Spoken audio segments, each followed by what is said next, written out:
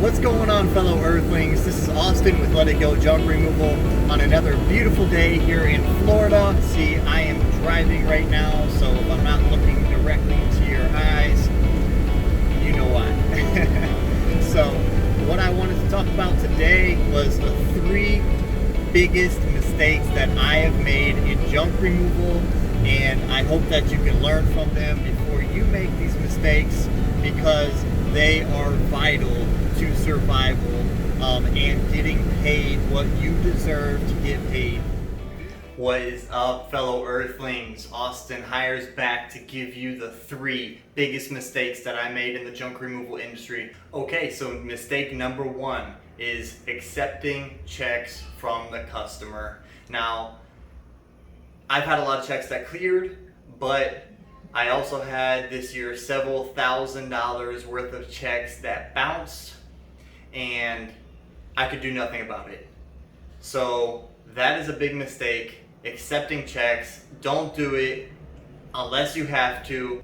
If you absolutely have to accept a check, then you're just gonna go ahead and take precautions. So if I absolutely have to accept a check, which sometimes I do, I will go ahead and accept the check, call the bank that is on the check, you call them and ask, hey, I have a check from one of your customers that's paying me for a junk removal. I want to make sure there's funds in there before I cash it. They'll tell you whether there's funds in there, or they'll tell you whether it can be cashed or not. They'll tell you if the bank account is closed. They'll tell you everything you need to know. So that way, before you leave, you already know, okay, it's a good bank account, and okay, they said it'll cash, so there's enough money in there. Okay, so the second thing I do is mostly for big jobs. So if I have a job that's over $1,000, we take half up front. So if they're gonna pay that first half with check, then that way we can call, make sure that that first check is gonna cash, and go ahead and proceed with the job knowing that we're gonna get paid the other half, and the other half is gonna be good. Make sense? Right. Oh, and another thing about checks that's kind of negative is if you put in your pockets, you start sweating, it gets ruined really easily. You could get rained on and it get ruined. You could lose the check really easily. I just prefer not to take checks. That's my opinion. That's what I do, and I've got screwed several times.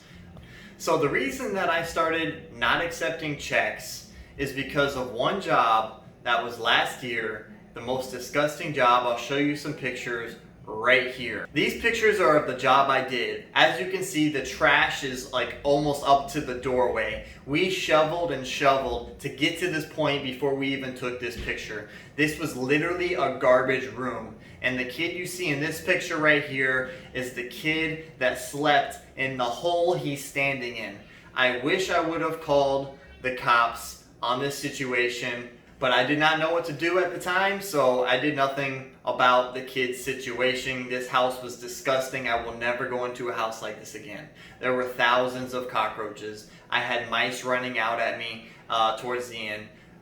Point being, we did the whole entire job. She paid us in 2 checks, and that's where I feel really stupid, because on the first one, if I would have known that I could call and find out if the check is good, then I wouldn't have gone back and done the second full load. Okay, the next subject, guys, mistake number 2 is giving the customer a set price, a quote. Never give the customer a quote.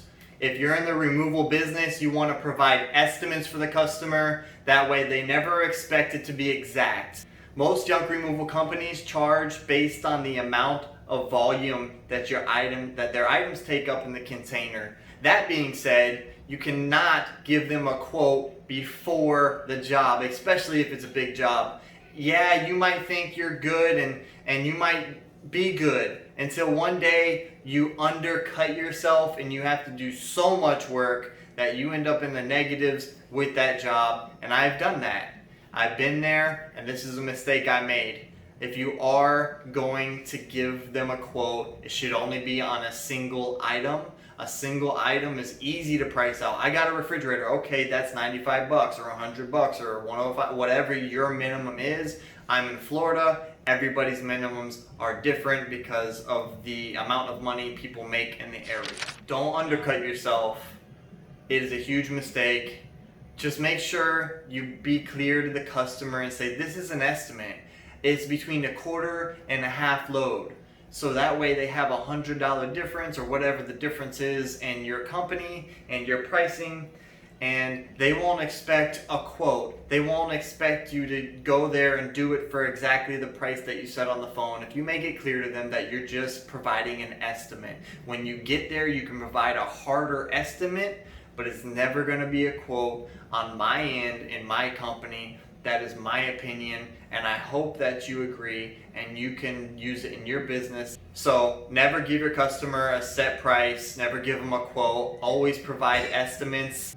And if you are going to give a quote on the single items. That's something that you can guess. Oh, a refrigerator. Yeah, that's what I'm going to price it. On to the next one. Okay guys, so number 3, and probably the biggest one that I made in my business, not having a training program for my new employees being hired. At some point last year, I was so busy, I was hiring guys every day, just trying to get enough people in here to get the jobs done. Now, with the hiring process I was doing, it was hire. Okay, send him out to the job. Send him out with a guy that's been working here for 3 months because he kind of knows what he's doing, and I have too much on my hands to go out and work in the field. Now, that's a huge mistake. I should have been working on a training program so that the people I'm hiring can be trained properly to do their job and be competent while they're out there serving our customers. We say let it go and breathe easy. So not having a training program, what should you do? There should be at least 1 week of training, at least. I believe 2 weeks if you can, and if it takes that long. Some people take that long to start to learn a new thing. I don't know why. Maybe you shouldn't hire those people. So at least 1 week of training, maybe 2 depending on the person or depending on how much time you have to train them. Now, this is bad service. Okay, so when you send one of your employees out on the first day with somebody that's not specifically trained to train, it turns out to be a disaster majority of the time.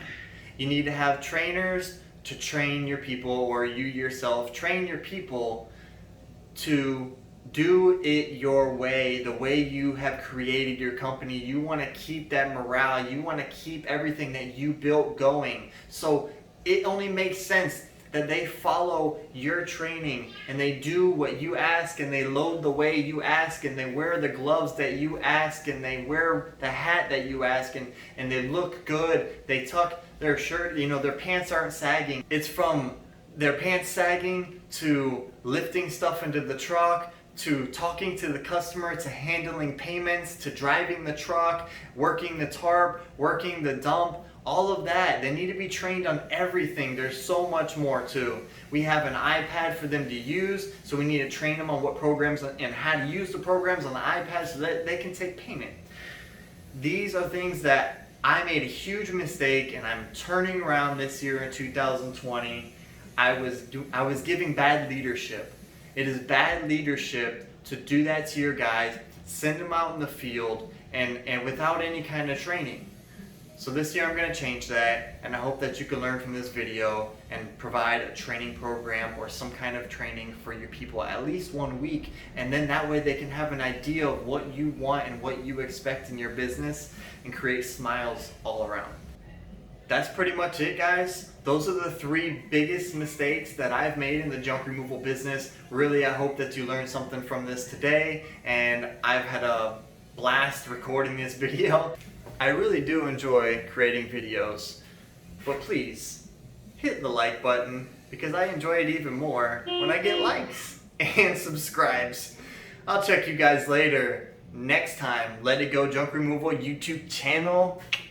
Peace out.